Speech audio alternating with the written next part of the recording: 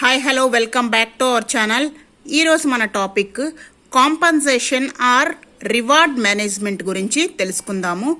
అంతకంటే ముందుగా మన ఛానల్ని ఎవరైనా ఫస్ట్ టైం చూస్తుంటే కనుక ప్లీజ్ సబ్స్క్రైబ్ చేసుకోండి, లైక్ చేయండి, షేర్ చేయండి అండ్ కామెంట్ సెక్షన్లో కామెంట్ చేయండి.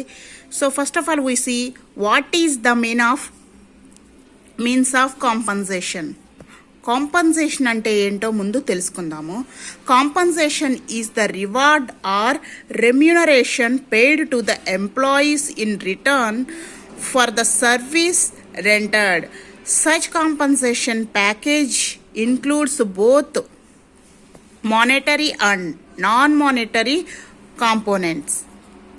సో కాంపన్సేషన్ అంటే ఏంటంటే ఒక ఎంప్లాయీకి మనం ఇచ్చేటువంటి రిటర్న్, తన సేవలకు గుర్తించి తన సేవలని గుర్తించి తనకి ఏదైనా ఒక బహుమతి రూపంలో కానివ్వండి, లేదంటే ఒక సాలరీగా లేదా ఆర్ ప్యాకేజ్గా మనము ఒక రివార్డ్ అనేది అంటే కాంపన్సేషన్ అనేది ఇస్తాము. ఆ సేవలకు తగినంత రెమ్యూనరేషన్ అనేది అంటే కాంపన్సేషన్ మీన్స్ ఎంప్లాయీ చేసేటువంటి సేవలకి తనకి రిటర్న్లో ఇచ్చేటువంటి ఒక గిఫ్ట్ అనుకోవచ్చు, లేదంటే ఏదైనా ఒక కాంపన్సేషన్ అని అంటాము. ఓకే, అర్థమైంది కదా. Next one, compensation consist of 4 main components. Compensation అనేది ఇక్కడ మెయిన్గా చెప్పుకునేది మనము 4 మెయిన్ కాంపోనెంట్స్ ఉంటాయి. ఫస్ట్ వన్ చూద్దాము, wage or salary. Next one, dearness and other allowances. Third one, incentives. And fourth one, fringe benefits and perquisites. So 1 by 1 మనం చూద్దాము. First one ఇక్కడ మనము వేజ్ ఆర్ సాలరీ గురించి తెలుసుకుందాము. Wage or salary. The term wage is refers to the remuneration paid to the workers appointed on hourly, daily or weekly basis in returns for the service.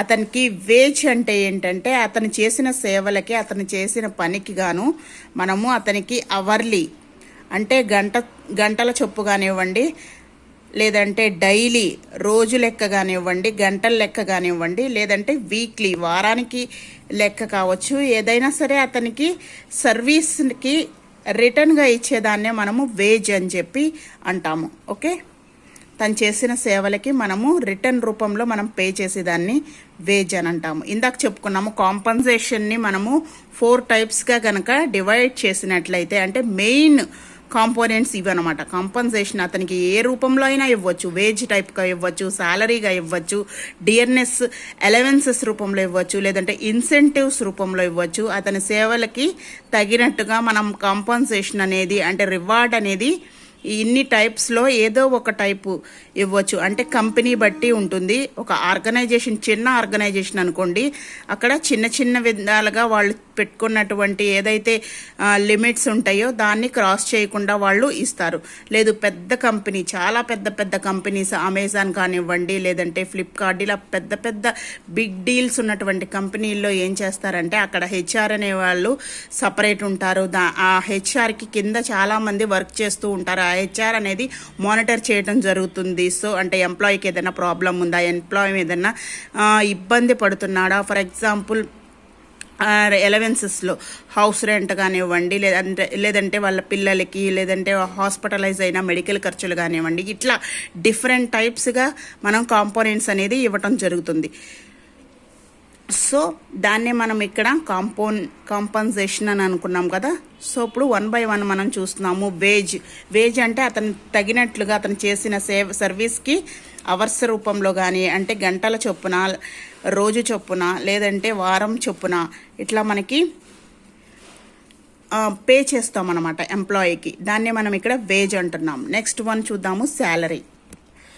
Salary అంటే మనందరికీ తెలిసిందే, monthly కానివ్వండి, annual బేసిస్లో మనకి చేసిన సర్వీస్కి వాళ్ళు చేస్తారు. సో దాన్నే మనం ఇక్కడ మంత్లీ వచ్చేదాన్ని మనం శాలరీ అనొచ్చు. లేదు అంటే మనకి యాన్యువల్ బేసిస్ మీద కూడా సంవత్సరానికి చొప్పున, నెల చొప్పున ఇస్తారనమాట. అంటే సంవత్సరానికి ఇంత ప్యాకేజ్ అని చెప్పి మనం వింటూ ఉంటాం. కొన్ని టర్మ్స్ సాఫ్ట్వేర్ వాళ్ళు చెప్తారు, ఇంత ప్యాకేజ్ ఇంత నాది అని. అంటే వాళ్ళు సంవత్సరం చొప్పున ఇవ్వచ్చు, దాన్నైనా శాలరీ అని అంటాము. లేదు మంత్లీ వైజ్గా మనం ఎంప్లాయీ తీసుకునే దానికి శాలరీ అని కూడా చెప్పొచ్చు. సో రిటర్న్ వాళ్ళు ఇచ్చేది కంపెనీ తరపున కానివ్వండి, మనం వర్క్ ఎక్కడ చేస్తే అక్కడ శాలరీ రూపంలో మనం సర్వీస్కి తగినంత మనము తీసుకుంటూ ఉంటాం అనమాట. సో ఇక్కడ చూడండి, monthly rates of pay irrespective of number of hours put in by employee. అతను ఎన్ని గంటలు చేశాడు అనేది ముఖ్యం కాదు. ఇక్కడ శాలరీ అనేది ఇచ్చేటప్పుడు మనము ఏం చూస్తాము అని అంటే, అతను మంత్ అంతా వచ్చాడా, మంత్ అంతా తను ఇచ్చిన వర్క్ తన టాస్క్ ఏదైతే ఉందో అది ఫినిష్ చేశాడా అని చెప్పి చూస్తాము. సో ఇక్కడ ఏంటంటే వేజ్లో చూపించినట్లుగా మనం ఇక్కడ అవర్స్ గంటల చొప్పున వేజ్ అప్పుడు మనము గంటల చొప్పున చూసాము. సో ఇక్కడ అలా కాదండి.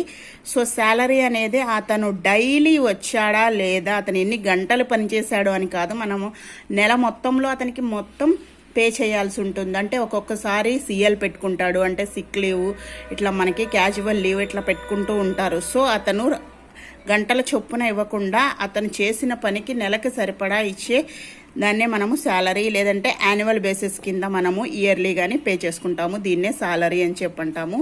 ఓకే, నెక్స్ట్ వన్ చూద్దాం. సో నెక్స్ట్ వన్ చూద్దాము, డియర్నెస్ అండ్ అదర్ అలవెన్సెస్.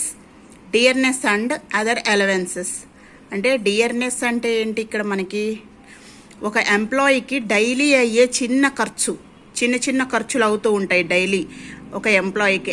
ఆ చిన్న ఖర్చును కూడా కంపెనీ ఎంప్లాయరే భరిస్తే గనక, అంటే ఆ కంపెనీయే భరిస్తే దాన్నే మనం ఇక్కడ డియర్నెస్ అండ్ అదర్ అలవెన్సెస్ అని చెప్పి అంటాము.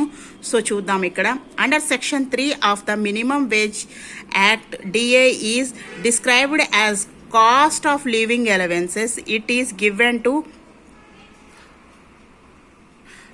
protect the real wage of workers during inflation. In India, it has become integral part of the wage system. ఇక్కడ మనకి ఒక ఎంప్లాయీ ఫర్ ఎగ్జాంపుల్ వేరే ఊరు వెళ్ళాల్సి వచ్చిందండి. అక్కడ లంచ్ టైం అయింది, అంటే కంపెనీ తరపునే, అతను పర్సనల్గా కాదు, కంపెనీ తరపున వర్క్ చేస్తూ వేరే ఊరు వెళ్ళాల్సి వచ్చి అక్కడ లంచ్ టైం అయింది. సో ఆ లంచ్ తను వేరే చాట అంటే ఒక హోటల్లో చేయాల్సి వచ్చింది. అతనికి అయ్యేటువంటి ఖర్చు ఏదైతే ఉందో అది కంపెనీయే భరిస్తుంది. ఆ లంచ్ టైంలో అతను ఏం తిన్నాడు ఏంటి, ఆ కాస్ట్ అనేది కంపెనీయే, మనం చేసే ఆర్గనైజేషనే భరిస్తుంది అనమాట. సో దాన్నే మనం ఇక్కడ డియర్నెస్ అని చెప్పి అంటాం, డియర్నెస్ అలవెన్సెస్ అని అంటాము. అండ్ అదర్ అలవెన్సెస్ అని చెప్పాము ఇక్కడ మనం. అదర్ అలవెన్సెస్ అంటే ఏంటంటే టీఏ, ట్రావెలింగ్ అలవెన్సెస్ ఉంటుంది. ఫర్ ఎగ్జాంపుల్ ఒక ఎంప్లాయీ కంపెనీ తరపున వేరే ఊరు వెళ్ళాల్సి వచ్చింది. సో అతను ట్రావెల్ చేసేటువంటి అయిన ఖర్చు, టికెట్ ఖర్చు మొత్తం కూడా ట్రావెలింగ్ అలవెన్స్ రూపంలో మనకి కంపెనీయే బేర్ చేస్తుంది, కంపెనీయే ఇచ్చేస్తుంది, ఎంత అయితే అంత. ఓకే, దాన్నే మనం అదర్ అలవెన్సెస్లో టీఏగా చెప్పుకోవచ్చు. Next HRA, house rental allowances. House వేరే ఊరు వేరే చోట నుంచి రావాలి. ఓకే, మనం ఉండేటువంటి ఖర్చు మనం వేరే ఊరు వెళ్ళాము అని అంటే అక్కడ డెఫినెట్గా ఓన్ హౌస్ అయితే ఉండదు, రెంటల్ హౌసే ఉంటుంది. కాబట్టి ఆ రెంట్ కూడా మన కంపెనీయే భరిస్తుంది అనమాట. దాన్నే మనం ఇక్కడ హౌస్ రెంటల్ అలవెన్సెస్ అని చెప్పి అంటాం. అంటే ఒక ఎంప్లాయీకి డైలీ అయ్యే ఖర్చులు, చిన్న ఖర్చులు కూడా కంపెనీయే భరిస్తే అతనికి చాలా ఫ్రీగా ఉంటుంది. ఫర్ ఎగ్జాంపుల్ ఒక మార్కెటింగ్ చేసే వ్యక్తికి ఆ మార్కెటింగ్ చేయటానికి పెట్రోల్ కానీ, అతను బైక్ కానీ, ఏదైనా సరే కంపెనీయే కొన్ని కంపెనీస్ భరిస్తాయి అన్నమాట. పెట్రోల్ ఖర్చు కానివ్వండి, వేరే ఊరు వెళ్ళి రావాల్సి వస్తుంది. అతను మార్కెటింగ్ చేసే వాళ్ళందరికీ కూడా మనకి తెలిసే ఉంటుంది ఇది. సో వేరే ఊరు వెళ్ళి రావాల్సి ఉంటుంది, దానికి అయ్యే పెట్రోల్ కూడా కంపెనీయే భరించాలి. సో అలా చిన్న ఖర్చులు కూడా మనకి కంపెనీ భరిస్తే ఆ ఎంప్లాయీ చక్కగా పని చేసుకోగలుగుతాడు, అలాగే కొంచెం ఫ్రీగా ఉండగలుగుతాడు అనమాట. అంటే మనకి ప్రాబ్లం లేదు, కంపెనీయే భరిస్తుంది కాబట్టి మనకి బర్డెన్ అనేది తగ్గుతుంది అని చెప్పి ఎంప్లాయీ ఫీల్ అయ్యి ఇంకా ఎక్కువ మోటివేషన్తో వర్క్ చేస్తాడు. So I hope you are understood. So next one చూద్దాం. ఇందాక చెప్పుకున్నటువంటి దాంట్లో థర్డ్ వన్ ఇన్సెంటివ్స్. కాంపన్సేషన్ని 4 టైప్స్గా చెప్పుకున్నాం మనము. సో దాంట్లో మనం ఇన్సెంటివ్స్ అనేది కూడా ఉంది. Incentives is a reward paid in addition to wage whether monetary or non that motivates. ఇందాకే చెప్పుకున్నాం మనము, ఏం చెప్పాము అంటే మోటివేషన్గా ఉంటుంది, ఎంప్లాయీకి మోటివేషన్ అనేది ఉంటుంది. సో మోటివేషన్ వల్ల ఇంకా ఎక్కువగా ఎఫెక్టివ్గా వర్క్ చేయగలుగుతాడు అని చెప్పుకున్నాము. Incentives is a reward paid in addition, తనకిచ్చేటువంటి శాలరీ కాకుండా ఇది కొంచెం కమిషన్ టైపు. ఓకే, శాలరీ కాకుండా ఇది కమిషన్ అని కూడా చెప్పొచ్చు. అంటే సంథింగ్ ఎక్స్ట్రా శాలరీ మీద, తనకు వచ్చే శాలరీ మీద ఇంకొంచెం ఎక్స్ట్రాగా పే చేయటము, దానికి అతను ఇంకా ఎక్కువగా మోటివేట్ అయ్యి వర్క్ చేస్తారనమాట. దాన్నే మనం ఇక్కడ ఇన్సెంటివ్స్ అని కూడా చెప్పుకోవచ్చు. Next one, fourth one, fringe benefits.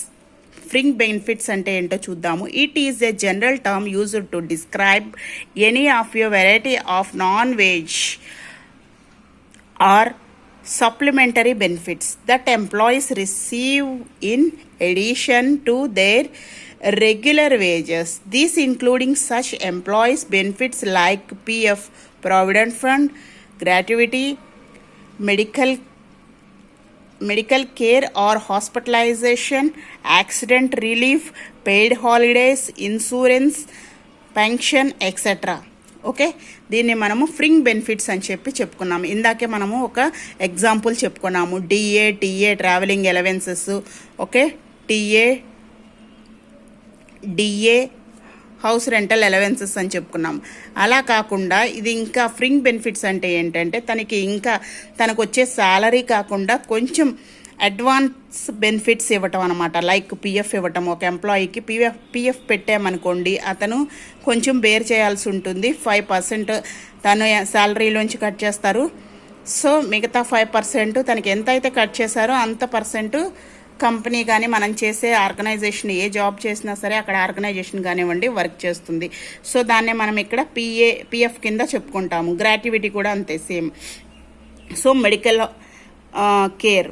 Care, తనకి ఏదైనా సరే ఒక కార్డు, ఐఎస్ఐ కార్డ్ అని అంటాము. సో ఇట్లా కొన్ని కార్డ్స్ ఇవ్వటం ద్వారా తనకి హెల్త్కి ఏదైనా ఇష్యూ అయినప్పుడు ఫ్రీ ఆఫ్ కాస్ట్తో తనకి మెడిసిన్స్ కానివ్వండి, తనకి హాస్పిటలైజేషన్ అయినప్పుడు తన ఖర్చు కానివ్వండి కంపెనీయే భరించాల్సి ఉంటుంది. అలాగే యాక్సిడెంట్ అయినప్పుడు, ఫర్ ఎగ్జాంపుల్ అనుకోని ప్రమాదాలు జరిగినప్పుడు కూడా, మనకి అర్జెంట్ అయినప్పుడు, ఇట్లా ఏదైనా సడన్గా ఆపరేషన్ చేయాలి అని చెప్తూ ఉంటారు కదా. సో అలాంటప్పుడు కూడా తనకి కొంచెం ఫ్రీగా ఆ ఎంప్లాయీకి కంపెనీయే అయ్యే ఖర్చు భరిస్తుంది.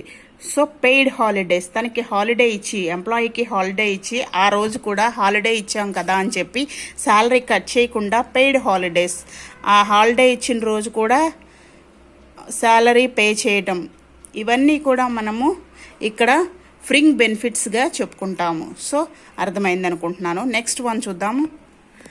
Next one, perquisites also called perks అని కూడా పిలుస్తాము. It is the special benefits made available only to the top executives of an organisation.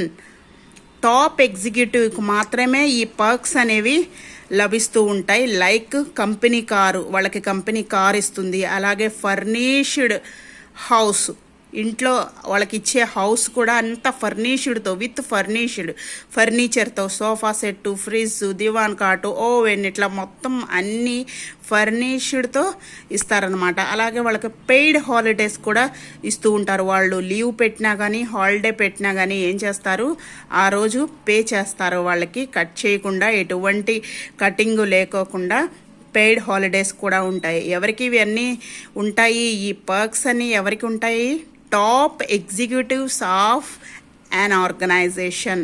Top ఎగ్జిక్యూటివ్స్కి మాత్రమే ఇవి లభిస్తారు. డైలీ ఎంప్లాయీస్కి, ఇలాంటి వాళ్ళకి చిన్నగా డైలీ వేజ్ లేబర్స్ ఇలాంటి వాళ్ళకి కాదు, టాప్ ఎంప్లాయీస్కి, వాళ్ళ ఎగ్జిక్యూటివ్ ఎంప్లాయీస్కి మాత్రమే ఇవి స్పెషల్. వాళ్ళకి కారు కంపెనీ ప్రొవైడ్ చేస్తుంది, ఎక్కడికైనా తిరగొచ్చు. ఓకే, కంపెనీ తరపున మ్యాక్సిమం తిరగాలి.